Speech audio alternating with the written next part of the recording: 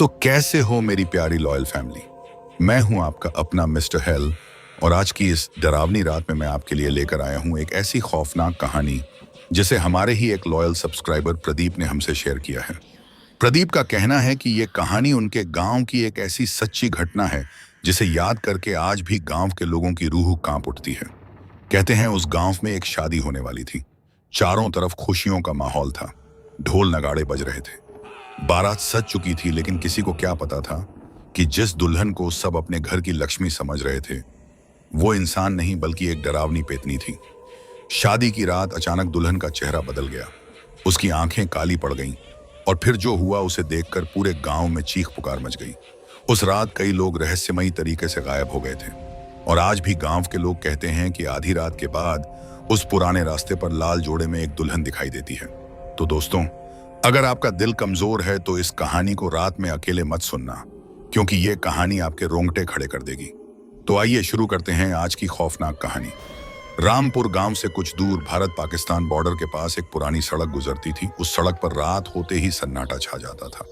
गांव वाले कहते थे कि वहां आधी रात के बाद कोई ट्रक नहीं रोकना चाहिए। गांव में रहने वाला रघुवीर ट्रक चलाता था। वह कई सालों से बड़ौत बॉर्डर तक सामान पहुंचाने का काम करता था। उसने बहुत कहानियां सुनी थीं, लेकिन कभी विश्वास नहीं किया। एक रात उसे जरूरी सामान लेकर बॉर्डर चौकी तक जाना था। बरसात का मौसम था। आसमान में काले बादल थे। रास्ता पूरी तरह सुनसान पड़ा था। रघुवीर धीरे धीरे ट्रक चला रहा था। तभी उसे सड़क किनारे एक बूढ़ा आदमी दिखाई दिया। उसने सफेद कुर्ता पहन रखा था और हाथ देकर ट्रक रोकने का इशारा कर रहा था। रघुवीर ने पहले ध्यान नहीं दिया, लेकिन जब बूढ़ा आदमी सड़क के बिल्कुल बीच में आ गया तो उसे ट्रक रोकना पड़ा। बूढ़ा आदमी बिना कुछ बोले ट्रक में चढ़ गया। उसका चेहरा अजीब था। आंखें लाल थीं और शरीर से मिट्टी की बदबू आ रही थी। रघुवीर ने पूछा, बाबा इतनी रात को यहाँ क्या कर रहे हो? बूढ़ा आदमी धीरे से बोला, मुझे आगे वाले ढाबे तक छोड़ दो। रघुवीर ने ट्रक फिर से आगे बढ़ा दिया। कुछ देर बाद उसे महसूस हुआ कि ट्रक के अंदर बहुत ठंड बढ़ गई है। उसने शीशे में देखा तो बूढ़ा आदमी उसे घूर रहा था। उसकी आंखें बिल्कुल चमक रही थीं। रघुवीर डर गया, लेकिन चुप रहा।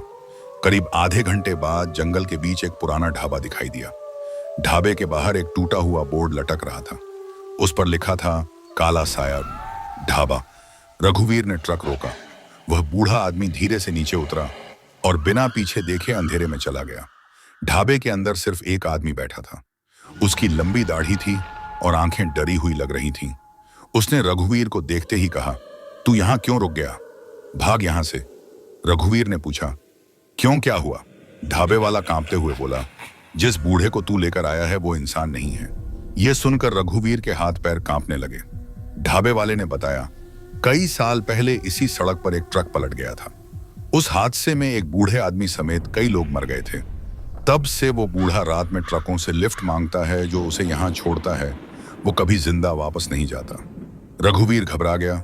वह तुरंत ट्रक की तरफ भागा, लेकिन ट्रक के पास पहुंचते ही उसके होश उड़ गए। ट्रक की छत पर वही बूढ़ा आदमी बैठा था। उसकी गर्दन उल्टी घूमी हुई थी और उसकी आंखें चमक रही थीं। रघुवीर डर के मारे जमीन पर गिर पड़ा। बूढ़ा आदमी धीरे धीरे नीचे उतरा। अब उसका चेहरा इंसान जैसा नहीं था। उसके लंबे नाखून थे और पूरा शरीर काला पड़ चुका था। वह रघुवीर के बिल्कुल पास आकर बोला, मुझे अकेला छोड़कर क्यों जा रहा है? रघुवीर रोने लगा। उसने भगवान का नाम लेना शुरू कर दिया। तभी अचानक दूर से सेना की गाड़ी की लाइट दिखाई दी। रोशनी पड़ते ही बूढ़ा आदमी जोर से चीखा और जंगल की तरफ भाग गया। सेना के जवान वहां पहुंचे तो रघुवीर बेहोश पड़ा था। सुबह जब उसे होश आया तो उसने सारी बात बताई। एक जवान ने धीरे से कहा, हमने भी कई बार उस बूढ़े को सड़क पर देखा है, लेकिन आज तक जो उसके पीछे गया वो वापस नहीं आया। उस दिन के बाद रघुवीर ने रात में बॉर्डर वाली सड़क पर ट्रक चलाना हमेशा के लिए छोड़ दिया। आज भी रामपुर गांव के लोग कहते हैं, अगर आधी रात को बॉर्डर वाली सड़क पर कोई बूढ़ा लिफ्ट मांगे तो कभी ट्रक मत रोकना। रघुवीर उस रात के बाद पूरी तरह बदल गया था। वह पहले जैसा हंसने बोलने वाला आदमी नहीं रहा। गांव के लोग जब भी उससे बॉर्डर वाली सड़क के बारे में पूछते तो उसका चेहरा पीला पड़ जाता। कई महीनों तक उसने ट्रक नहीं चलाया, लेकिन घर की हालत खराब होने लगी। पैसों की तंगी बढ़ गई। एक दिन गांव का ही उसका दोस्त महेंद्र उसके घर आया। महेंद्र भी ट्रक चलाता था। उसने कहा, रघुवीर तू डर गया है, भूत प्रेत कुछ नहीं होते, चल मेरे साथ, आज रात बॉर्डर तक चलते हैं। रघुवीर पहले तैयार नहीं हुआ, लेकिन मजबूरी के कारण मान गया। रात के करीब 11 बजे दोनों ट्रक लेकर निकल पड़े। सड़क पर फिर वही सन्नाटा था। जंगल पहले से ज्यादा डरावना लग रहा था। महेंद्र बार बार हंसकर कह रहा था, आज मैं भी देखता हूं तेरे बूढ़े को। रघुवीर चुपचाप ट्रक चला रहा था। आधी रात के करीब अचानक ट्रक अपने आप बंद हो गया। महेंद्र नीचे उतरा और इंजन देखने लगा। तभी जंगल की तरफ से किसी औरत के रोने की आवाज आने लगी। महेंद्र ने टॉर्च जलाई और आवाज की तरफ बढ़ने लगा। रघुवीर जोर से चिल्लाया, उधर मत जा, लेकिन महेंद्र नहीं रुका। कुछ देर बाद आवाज बंद हो गई। पूरा जंगल फिर शांत हो गया। महेंद्र वापस नहीं आया। रघुवीर डर के मारे ट्रक के अंदर बैठा रहा। करीब 10 मिनट बाद उसे लगा जैसे कोई धीरे धीरे ट्रक के पीछे चढ़ रहा हो। ट्रक हिलने लगा। रघुवीर ने कांपते हुए शीशे में देखा। उसकी सांस रुक गई। पीछे महेंद्र खड़ा था, लेकिन उसका चेहरा पूरी तरह बदल चुका था। उसकी आंखें सफेद थीं और मुंह से काला खून निकल रहा था। वह धीरे धीरे मुस्कुरा रहा था। रघुवीर समझ गया कि उसके दोस्त के साथ कुछ भयानक हो चुका है। तभी महेंद्र ने ट्रक का दरवाजा जोर जोर से पीटना शुरू कर दिया। वह चिल्ला रहा था, दरवाजा खोल, मुझे अंदर आने दे। लेकिन उसकी आवाज इंसानों जैसी नहीं थी। रघुवीर ने आंखें बंद कर लीं और भगवान का नाम लेने लगा। अचानक ट्रक अपने आप चालू हो गया। रघुवीर ने पूरी ताकत से ट्रक आगे दौड़ा दिया।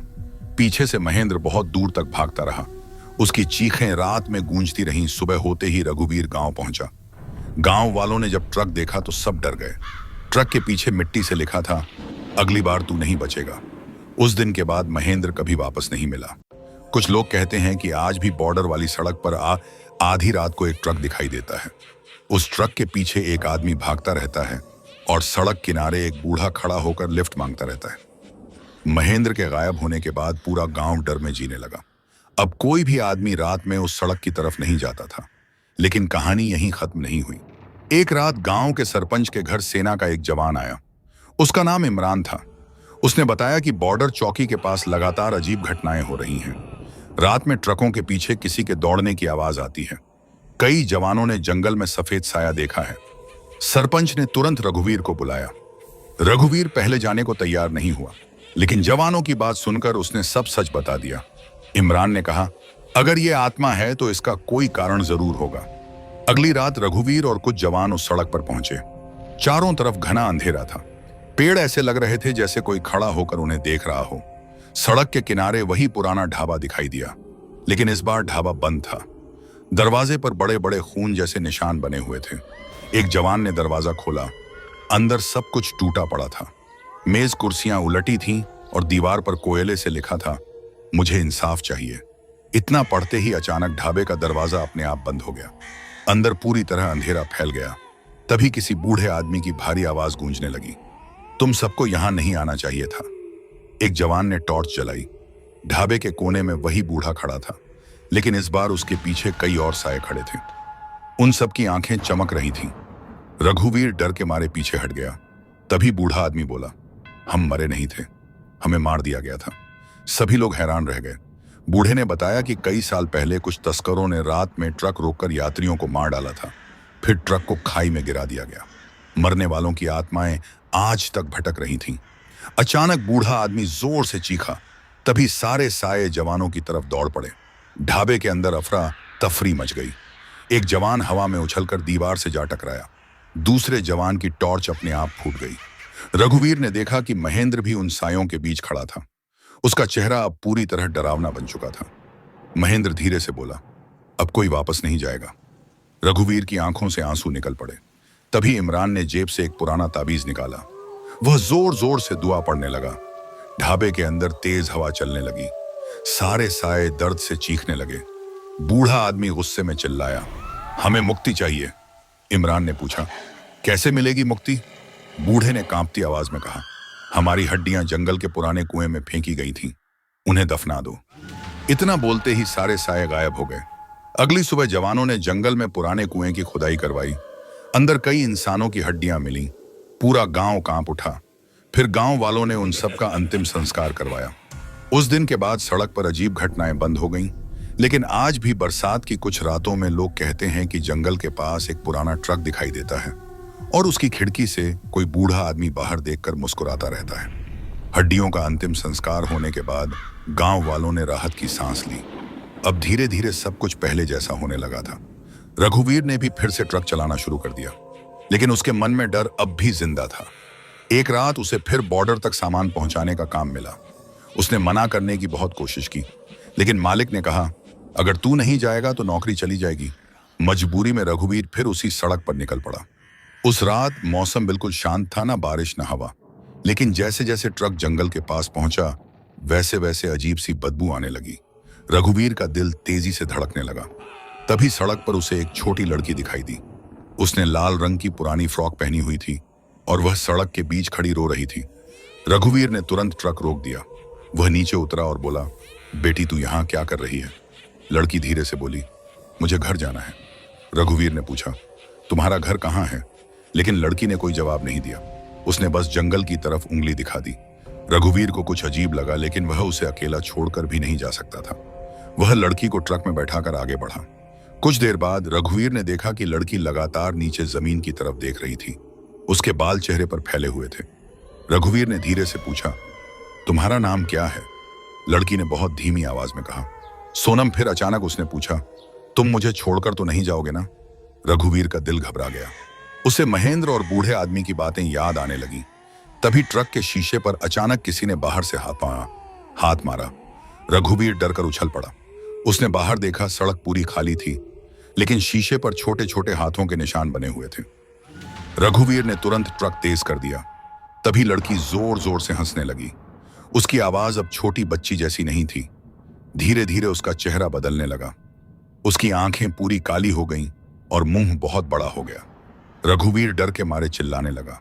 लड़की उसकी तरफ देखकर बोली, तुम सब हमें भूल गए?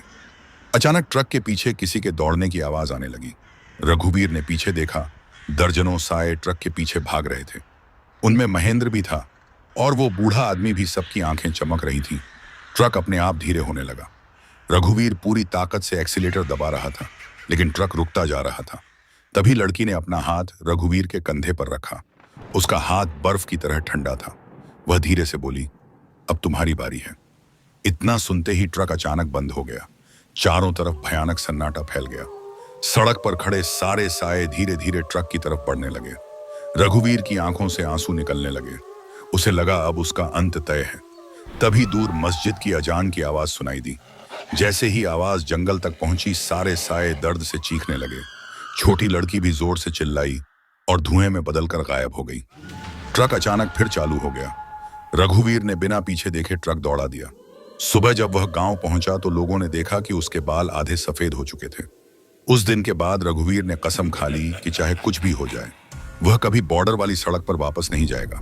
लेकिन आज भी कई ट्रक ड्राइवर कहते हैं कि रात के समय उस सड़क पर एक छोटी लड़की लिफ्ट मांगती दिखाई देती है, और जो उसे ट्रक में बैठा लेता है वह कभी पहले जैसा वापस नहीं लौटता। उस रात के बाद रघुवीर ने ट्रक चलाना छोड़ दिया था। वह गांव में ही छोटा सा काम करने लगा, लेकिन उसकी आंखों में हमेशा डर दिखाई देता था। समय बीतता गया। लोग भी धीरे धीरे उस सड़क की कहानियां भूलने लगे। फिर एक दिन गांव में खबर फैली कि सरकार उस पुराने जंगल वाली सड़क को बंद करके नई सड़क बनाने वाली है। गांव वाले खुश थे। सबको लगा अब हमेशा के लिए उस खौफनाक जगह से छुटकारा मिल जाएगा। लेकिन काम शुरू होने के पहले ही अजीब घटनाएं शुरू हो गईं। जो मजदूर रात में वहां रुकते, उन्हें किसी के रोने की आवाज सुनाई देती। कई लोगों ने बताया कि जंगल में एक छोटा बच्चा घूमता दिखाई देता है। कुछ मजदूर डरकर काम छोड़कर भाग गए। तब गांव के सरपंच ने आखिरी बार रघुवीर को बुलाया। रघुवीर पहले तैयार नहीं हुआ, लेकिन गांव वालों की परेशानी देखकर मान गया। उस रात रघुवीर अकेला उस सड़क पर गया। उसके हाथ में एक लालटेन थी। पूरा जंगल शांत था, लेकिन हवा में अजीब बेचैनी थी। वह धीरे धीरे उसी पुराने ढाबे तक पहुंचा। ढाबा अब पूरी तरह टूट चुका था। अचानक पीछे से किसी ने कहा, तू फिर आ गया? रघुवीर ने पलटकर देखा। वही बूढ़ा आदमी उसके सामने खड़ा था, लेकिन इस बार उसके चेहरे पर गुस्सा नहीं था। उसकी आंखों में दर्द था। रघुवीर कांपती आवाज में बोला, तुम लोग आखिर चाहते क्या हो? बूढ़ा आदमी धीरे से बोला, हम में से एक अब भी यहां फंसा हुआ है। इतना कहकर उसने जंगल के अंदर इशारा किया। रघुवीर उसके पीछे चल पड़ा। कुछ दूर जाने के बाद उसे एक पुराना टूटा हुआ ट्रक दिखाई दिया, जो आधा मिट्टी में दबा हुआ था। रघुवीर ने जैसे ही ट्रक के अंदर देखा, उसकी सांस रुक गई। अंदर एक छोटी बच्ची का कंकाल पड़ा था। वही लाल फ्रॉक।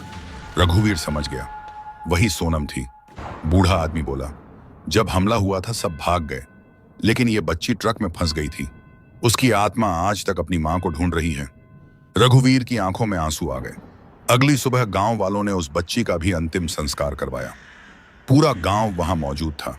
जैसे ही आग जली, अचानक तेज हवा चली और लोगों ने देखा जंगल के किनारे एक छोटी लड़की खड़ी मुस्कुरा रही थी। उसके साथ वही बूढ़ा आदमी भी था।